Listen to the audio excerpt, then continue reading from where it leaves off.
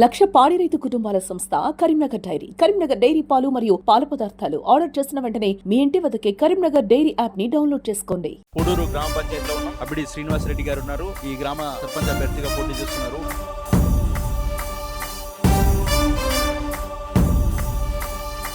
ప్రజలందరూ ఉంగరం గుర్తుకు ఓటేసి అఖండ మెజార్టీతో గెలిపిస్తాని ప్రతి ఒక్కరు అమ్మలు, అక్కలు, అన్నలు అందరూ నాకు సపోర్ట్ చేస్తున్నారు.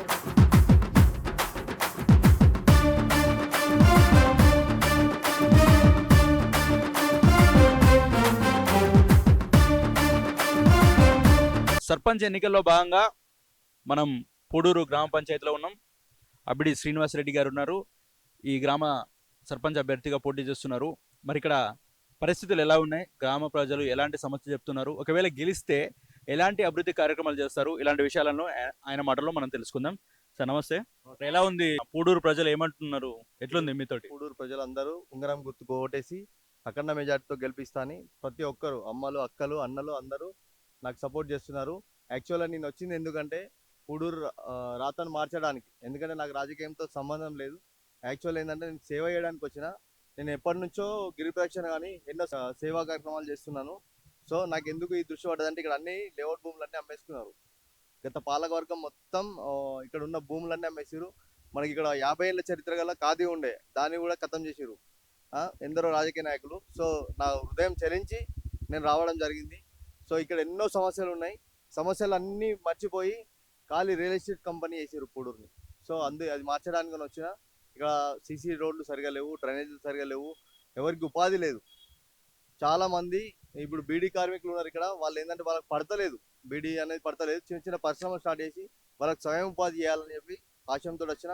నేను చిన్నగా వ్యాపారం చేస్తున్నా. సో నా వ్యాపారంలో వీళ్ళందరినీ భాగస్వామ్యం చేయాలని ఒక విత్తన సంస్థను స్థాపించి వాళ్ళకందరికీ భాగస్వామ్యం ఇచ్చి ప్రతి ఒక్క రైతును ఇందులో జాయిన్ చేయాలనే ఉద్దేశంతో వచ్చిన. నేను ఓన్లీ సేవ కోసమే వచ్చిన, రాజకీయం చేయడానికి రాలే. దయచేసి పూడూరు గ్రామ ప్రజలందరికీ నేను విజ్ఞప్తి చేసేది ఏంటంటే పైరవికారులకు కానీ రాజకీయ నాయకులకు కానీ ఓటేయకూరి. సేవ చేసేటోనికి, మీ ఇంటికి వచ్చి ఆదుకునేటోనికి ఓటేయరు. ఎందుకంటే వీళ్ళందరూ వస్తారు, ఇవాళ డబ్బులు పెడతారు, గెలుస్తారు, రేపు మీ మీదే మళ్ళీ వసూలు చేస్తారు. ఒక పర్మిషన్కి ఇక్కడ ఎంత 30,000 40,000 తీసుకుంటున్నారు. దానికి అందరు కొమ్ము కాస్తున్నారు. అందరు రాజకీయ నాయకులు కలిసి ఒక్కొక్కరు ఏం చేస్తున్నారంటే 30,000 40,000 50,000 తీసుకుంటున్నారు. పాత ఇళ్ళకు కూడా చేస్తున్నారు. దాదాపు ఇక్కడ ఎన్ని లేఅవుట్లు అంటే దాదాపు ఒక 10 లేఅవుట్ల భూములన్నీ ఖతం చేశారు. ఎంత అంటే గ్రామ పంచాయతీ భూములు కోట్లలో స్కామ్ జరిగింది.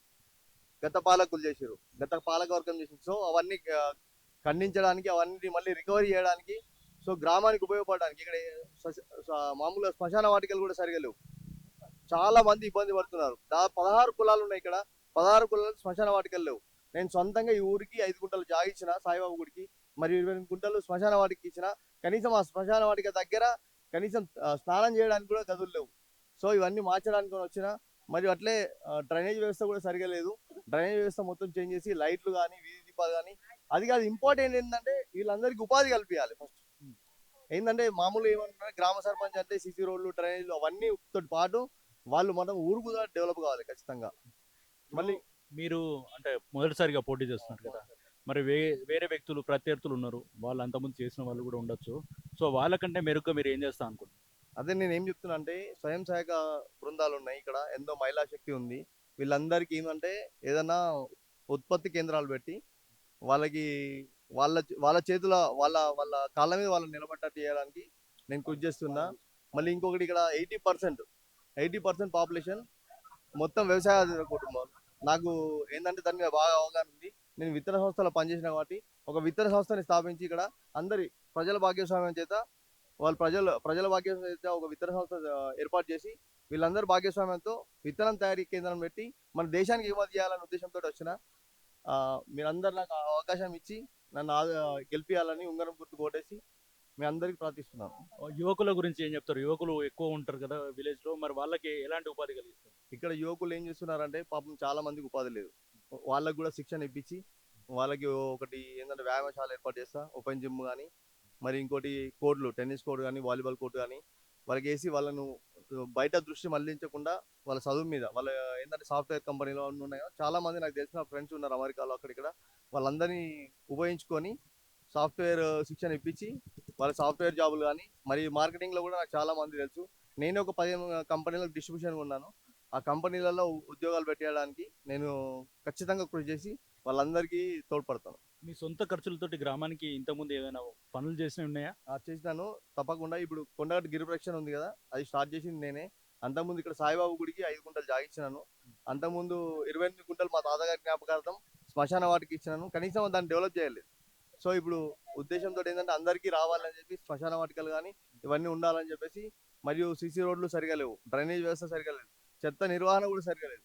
దాదాపు ఏంటంటే ట్రాక్టర్లలో తీసుకెళ్తున్నారు, చిన్న చిన్న సందులు ఉన్నాయి, ప్రతి గల్లీకి పోవట్లేదు ట్రాక్టర్. సో ఇప్పుడు గల్లీలలో పోవడానికి ఇంకో ఆటో ఏర్పాటు చేసి ప్రతి ఇంటికి చెత్త నిర్వహణ ఏర్పాటు చేయాలని, ప్లస్ హరితహారం చిన్న చిన్న రోడ్లు ఉన్నాయి కదా, పెద్ద రోడ్లను కొంచెం పెద్ద చేసేసి సీసీ రోడ్లు వేయాలని ఉద్దేశంతో వచ్చినాను. సో మీరు లాస్ట్గా చెప్పండి, మీ డ్రీమ్ ఏదైనా ఉందా? అంటే నాకు ఇది ఖచ్చితంగా నేను గెలిచిన వెంటనే ఇది చేస్తా, ఎవరికి చెప్పినా చెప్పకపోయినా అంటే ప్రజలకు చెప్పాల్సింది లేదు, అయినా నేను చేసి పెడతాను. ఫస్ట్ మహిళా భవన్ కట్టిస్తా. మహిళా భవన్ కట్టించి మహిళలకు ఏంటంటే ఇక్కడ ఉపాధి కేంద్రాన్ని పెట్టిస్తా. ఫస్ట్ ఏదన్నా చిన్న చిన్న చిన్న చిన్న ఇప్పుడు చూడండి అప్పాలు చేస్తున్నారు, మొత్తం ప్రపంచానికి ఎగుమతి అవుతుంది. ఇక్కడ చాలా మంది వ్యవసాయం మీదనే ఆధారపడుతున్నారు, వాళ్ళందరికీ చేతన అయితే లేదు.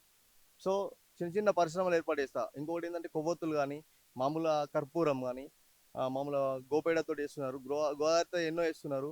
ఇవన్నీ వేసి సో వీళ్ళందరినీ బృందాలందరినీ ఏకం చేసుకొని నేను వాళ్ళకి ఫస్ట్ ప్రయత్నం ఇచ్చి తర్వాత యువకులు, తర్వాత రైతులకు కూడా గిట్టుబాటు ధర కలపాలంటే ఇప్పుడు ఏం మామూలుగా ఎంఎస్పి 2300 ఇస్తుంది. మనమే ఒక సొసైటీ పెట్టుకుంటే 26-2700 దాకా ఇవ్వచ్చు.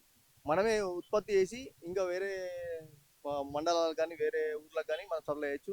సో నాకు నాలెడ్జ్ ఉంది కాబట్టి మీరందరూ ఒకసారి అవకాశం ఇచ్చి సద్వినియోగం చేసుకోవాలి. ఉంగరం గుర్తుకు ఓటేసి మీరు నన్ను భారీ మెజార్టీతో గెలిపించి మీ అభివృద్ధికి మరియు నా అభివృద్ధికి తోడ్పడాలని, గ్రామ అభివృద్ధికి తోడ్పడాలని నేను ఎల్లవెల్ల కృషి చేస్తున్నాను. మీ అందరికీ ధన్యవాదాలు చెప్తున్నాను.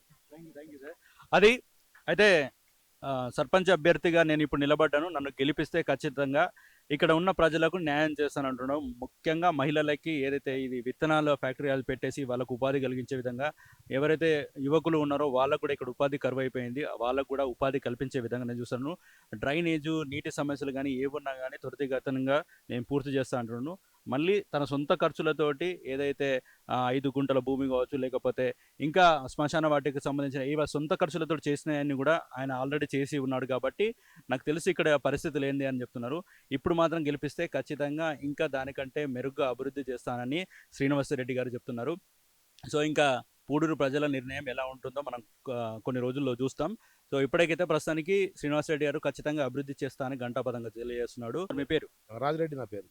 ఎటుండవుతుంది శ్రీనివాసరెడ్డి గారి గెలుపు ఖాయమేనా? శ్రీనివాసరెడ్డి గెలుపు ఖాయము. ఈ ఊరు అభివృద్ధి చాలా అభివృద్ధి చేసే న్యాకున్నది అతని దగ్గర మెజారిటీతో చెప్తాడు. మనిషి ఎట్లా అంటాడు? మంచి మనిషేనా? అందరితో తిరుగుతాడా? అందరితో ఎదుగుతాడు, చాలా మంచి మనిషి, అందరితో అందుబాటులో ఉంటాడు. ఏ పని కావాలన్నా వస్తాడు, ఎంబడి చేపిస్తాడు. నమ్మకం ఉంది ఈయన గెలిస్తే? నమ్మకం ఉంది. గెలిపిస్తే మంచి పనులు చేస్తాడు, నమ్మకం ఉంది. గెలిపిస్తే 100% మంచి పనులు చేస్తాడు. మమ్మీ పేరు చెప్పండి. మమ్మీ పేరు? నా పేరు తార. ఎట్లా శ్రీనివాస్ అన్న గెలుస్తాడు అనిపిస్తుందా? గెలుస్తాడు, తప్పకుండా గెలుస్తాడు. ఏంది గుర్తేనా ఆయనది? ఉంగరం గుర్తు పెట్టుకుంటారా? పెట్టుకుంటాం. గెలిపిస్తారా? గెలిపిస్తాం. మంచి పనులు చేస్తాడు, నమ్మకం మంచి ఉందా? పనులు చేస్తాడని నమ్మకం ఉంది. అంటే ఇంతకు ముందు మీతో తిరిగిండా ఇట్లా ప్రతి పనికి వచ్చేటోడా? అచ్చటోడు. గెలిపించుకుంటారు? గెలిపించుకుంటాం, ఖచ్చితంగా గెలిపించుకుంటాం. ఆయన రావాలి. అంతేనా? మంచి పనులు చేస్తాడు. మంచి పనులు చేస్తాడు, మా మాట గిరిదాటాడు. మిమ్మల్ని అడిగే ఏ పని చేస్తాడు. అది చెయ్యాలంటే చేపిస్తాడు. మనిషి మంచోడు. మంచోడు, చాలా మంచోడు. చిన్న పిల్లగా అప్పటిసింది చూస్తున్నాం. ఆయన మా చేతులల్లా మెదిళ్ళ పటేలు మాకు అన్ని చేస్తాడని ఆశ కొద్దే మేము ఆయన ఎంట తిరుగుతున్నాం. గ్రామ ప్రజలందరూ ఉంగరం గుర్తుపై ఓటేసి అఖండ మెజార్టీతో గెలిపించగలరని నా యొక్క ప్రార్థన. నా గుర్తు ఉంగరం గుర్తు, సీరియల్ నెంబర్ 1.